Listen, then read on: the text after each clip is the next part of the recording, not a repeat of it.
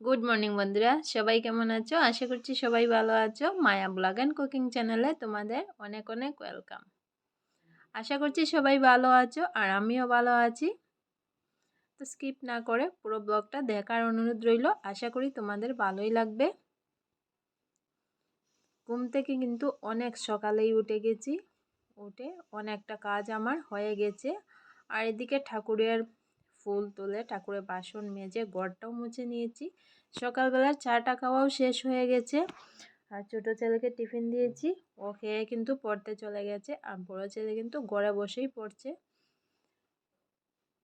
তারপর আমি চলে এসেছি কিন্তু বিছানাটা গুছাতে। আর এদিকে দেখো, কথা বলতে বলতে কিন্তু আমি একটা বিছানা গুছিয়েও নিয়েছি। তারপর এদিকে দেখো, বিছানাটা একটু ঝাড়াঝাড়ি করে নেব।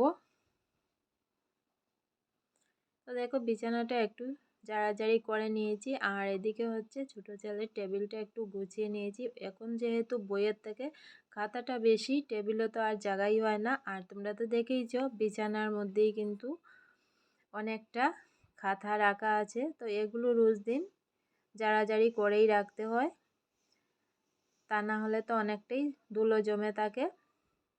তারপর দেখো, এদিকে আরও একটা রুম গুছিয়ে নিচ্ছি। বিছানাটা গুছিয়ে তারপর সোফাটা একটু ঝেড়ে মুছে নিলাম। তারপর দেখো, এখানে আমি সকালে ওদের টিফিনটা দিয়ে দিচ্ছি। অনেক সকালে যেহেতু ঘুম থেকে উঠি, এগুলো কিন্তু আমি করে নিয়েছি অফ ক্যামেরায়। ঘুগনিটাও অফ ক্যামেরায় করে নিয়েছি সব কিছু। তো ভাবলাম তোমাদের একটু শেয়ার করে নিই। আর এবারে হচ্ছে ওদের খাবারটা দিচ্ছি, বেড়ে নিচ্ছি। আর ছেলেও কিন্তু টিউশন থেকে এসে গেছে। আজকে ও আর কলেজে যাবে না। আর তোমাদের দাদাভাই কিন্তু বাজার থেকে অনেকটা ছোটো মাছ নিয়ে এসছে। তো ভেবেছিলাম আজকে আরও অনেক কিছু তোমাদের সাথে শেয়ার করব, কিন্তু ছোটো মাছটা আনার জন্য কিন্তু আমি আর তোমাদের সাথে কিছুই শেয়ার করতে পারবো না। যার কারণ হচ্ছে ছোটো মাছটা কাটতে আমার অনেকটাই সময় লেগে যাবে। 1 ঘন্টা তো লেগেই যাবে, অনেকটা মাছ যেহেতু। আর এখানে দেখো, কিছুটা মটনও নিয়ে এসছে। তো মটনটাও রেডি করতে অনেকটা সময় লাগবে। আর এদিকে আমি মটনটা ধুয়ে কিন্তু ফ্রিজে রেখে দিয়েছি। তারপর দেখো, এখানে চলে এসেছি আমি মাছটা কাটতে। আর মাছ কাটতে আমার তো অনেকটা সময় লাগবে।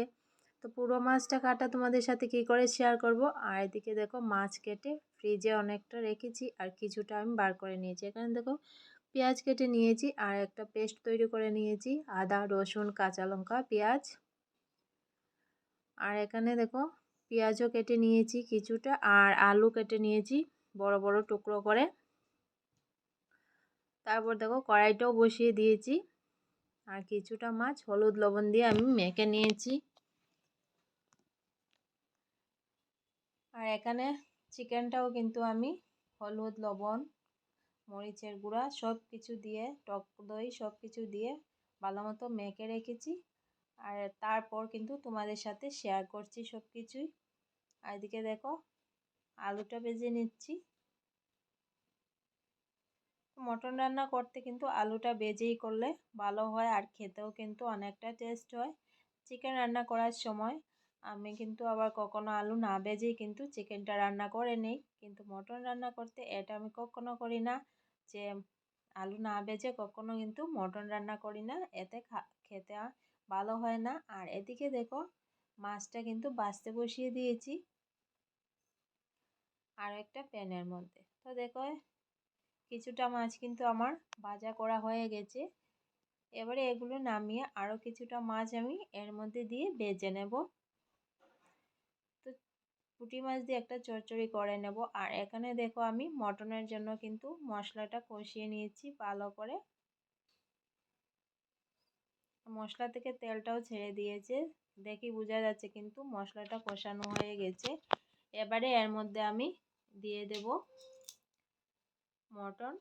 তো মটনটা দিয়ে আর কিছুক্ষণ নাড়াচাড়া দিয়ে ডেকে ডেকে কিন্তু মটনটা কষিয়ে নেব। মটন সিদ্ধ হতে কিন্তু অনেকটাই সময় লাগে। তো প্রেসার কুকারে করে নিলে ভালো হয়, কিন্তু তোমাদের দাদাভাই যেহেতু প্রেসার কুকারে মটন খেতে ভালো পায় না, তো কোনো কিছুই কিন্তু প্রেসার কুকারে করলে তোমাদের দাদাভাইয়ের ভালো লাগে না, শুধু ভাতটাই করি। তো দেখো, তো আর কি করব, একটু সময় নিয়ে কিন্তু আমি কড়াইয়ের মধ্যে করে নিচ্ছি মটন। তো এদিকে তোমাদের সাথে কথা বলতে বলতে দেখো আমার কিন্তু মটনটা 50%-এর মতো সিদ্ধ হয়ে গেছে। আর কতটা সুন্দর কালার বেরিয়ে এসছে দেখো। এবারে এর মধ্যে দিয়ে দেবো আলু। আলুটা দিয়ে আরও কিছুক্ষণ ডেকে আমি দেব, এতে কিন্তু আলু আর মটন দুটোই ভালো মতো সেদ্ধ হয়ে যাবে।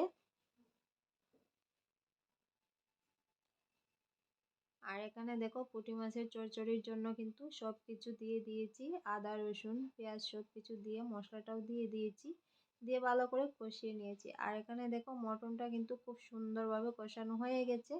এবারে এর মধ্যে আমি দিয়ে দেব জলটা। তো আজকে একটু ঝোল ঝোল করেই মটনটা রান্না করব।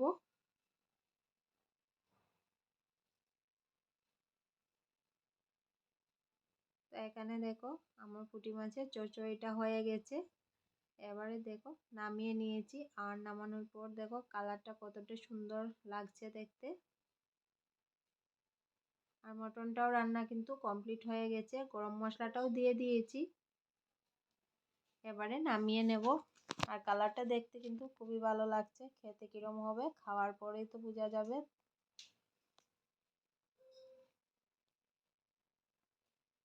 তো রান্নাটা শেষ করে আমি চুলোটা পরিষ্কার করে নিয়েছি, তারপর দেখো কড়াইটাও মেজে নিয়েছি। আজকে আর নিরামিষ রান্নাটা তোমাদের সাথে শেয়ার করছি না। তো ভালো লাগলে লাইক কমেন্ট শেয়ার সাবস্ক্রাইব করে আমার পাশে থেকো। দেখা হচ্ছে